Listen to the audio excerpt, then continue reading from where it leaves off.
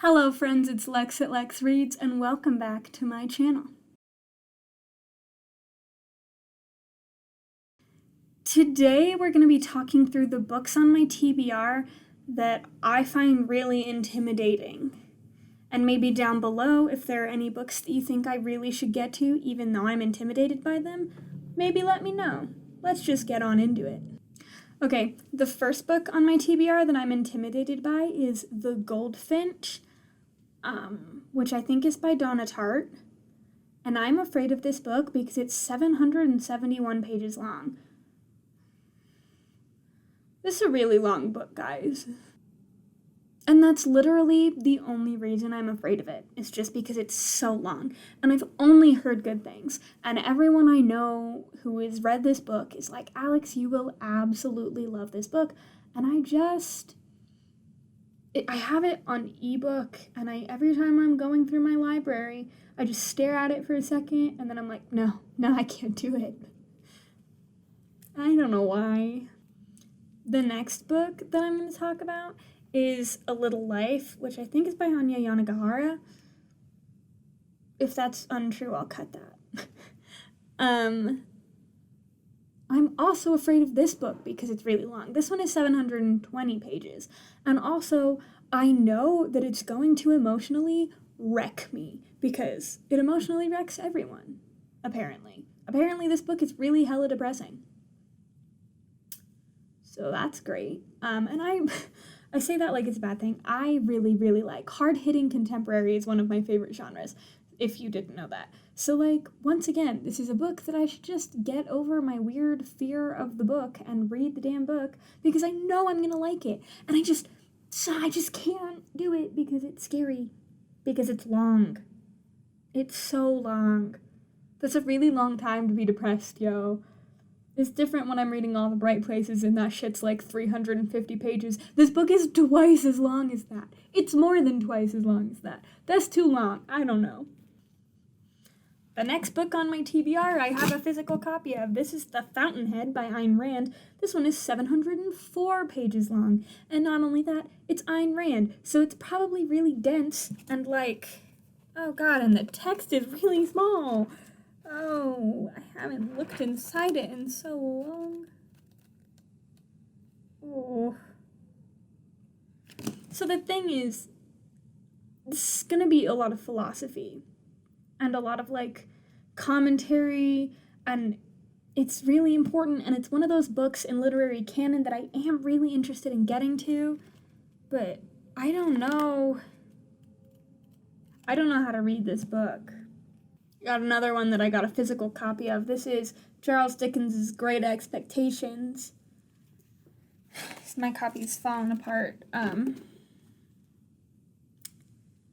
I'm intimidated by this one because I don't know if I like Charles Dickens. We read A Tale of Two Cities when I was in high school, and I absolutely hated it. I absolutely hated it. I thought it was awful. I didn't even finish it. I quit in the middle because I hated it so much. So I'm afraid of this one because I'm afraid that I don't even like the author and that I'm going to hate it. And also, I'm afraid it's going to be hard to read, even though Charles Dickens really isn't that hard to read. But it takes a lot of brain power. I can't, space out in the middle of a Charles Dickens novel, and if I don't like it, I'm going to want to space out in the middle. So I don't know how to deal with that. We're just going to move on. The next one is The Hate You Give. I don't remember who this is by. But anyway, this one I have on ebook. I'm afraid of this one exclusively because everyone loves it, and I'm afraid I'm not going to love it, and I think it's, a really important YA contemporary book, and I think it says a lot of important things, and I'm just scared I'm not going to like it. And there's no reason for me to be scared that I'm not going to like it. Everything about this book seems like it's going to be something I'm going to enjoy. Also, I've been trying to do better at reading some more diverse books, and I mean that in all of the ways. I've been trying to read more queer literature because I tend to enjoy queer literature more than I enjoy other literature, but also, I want to be reading from other diverse perspectives. I'm tired of reading exclusively about straight white people, basically, is what I'm saying. And I think I'm going to love this book, but I'm just nervous about it. This next one is the same problem. It's The Raven Cycle. But the thing is, I'm afraid of The Raven Cycle because everyone wants me to read it, and I want to read it. And I think it's a little bit queer, and it's fantasy, and it checks every box that I have, and I'm scared I'm not going to like it. And if I don't like it, then I have to admit that I don't like it, and then people are going to be, like, annoyed with me. It's the same thing as, like, City of Bones. It was easier for me to... It would have been easier if I had just never picked up a Cassandra Clare book than if I had picked up a Cassandra Clare book and then realized that I hated it, which is what happened. And now every time I'm like, I hate Cassandra Clare books, people are like, because everyone is like, how could you, sacrilege or whatever. Which, I mean, I get it. It's like one of those influential, important books. But it's an influential, important book that I don't like. And I'm scared that The Raven Boys is going to be the same. And then I have Gentleman's Guide to Vice and Virtue by Mackenzie Lee. Fun fact, I took a quiz on Book Riot that was like, what 500 plus books should you read during quarantine? And I took it, and this was the response. They were like, read Gentleman's Guide to Vice and Virtue, because they asked all about your reading taste. You know, I said I wanted something YA that was queer and like an adventure, and this was what they gave me, which is fair, because this is all of those things. The problem is, I don't like historical fiction.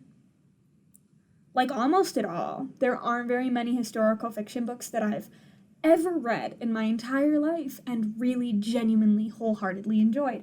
And I DNF'd this, actually, about a year and a half ago. I read the first, 50 pages, and then just wasn't feeling it, and I set it down and I picked up another book. I didn't DNF it because I hated it. I just DNF'd it because I wasn't feeling it. And I do think that once I finally get over my shit and just pick up this book, I think I'm gonna like it. So I just need to get over it and pick up the book, which is basically what I'm saying about all these books. How long is this? Oh, it's only 513 pages. That's way more manageable than 771. I'm looking at you, Goldfinch by Donna Tartt. Why is her book so long? Why is her book so long? I don't even know. Those are all the books on my TBR that I'm intimidated by, and that I know that I'm intimidated by. All the rest of them, I'm not intimidated. I'm not afraid of the rest of them. I'm only afraid of those ones. I don't know what to do about that. I never know what to do about that. Anyway, thank you for hanging out. Please go down below and let me know if I have to pick up one of these. What is it, 7 books? 1, 2, 3, 4, 5, 6, 7 books. There might be one of these 7 books that you're like, Alex, you have to read that book. If you're like, Alex, A Little Life is going to be the best book you've ever picked up in your life, let me know, because I want to read it. And if enough of you are like, Alex, Gentleman's Guide to Vice and Virtue is right up your alley, then what choice do I have? That's all I have for you guys today. Please go down, subscribe, hit like, hang out with me, be my friend. I would love to be your friend. Let's be friends. Do I have anything else to say? I'll see you guys tomorrow. I can't think of anything else to say. Goodbye, friends. It was a good time. I'll see you tomorrow.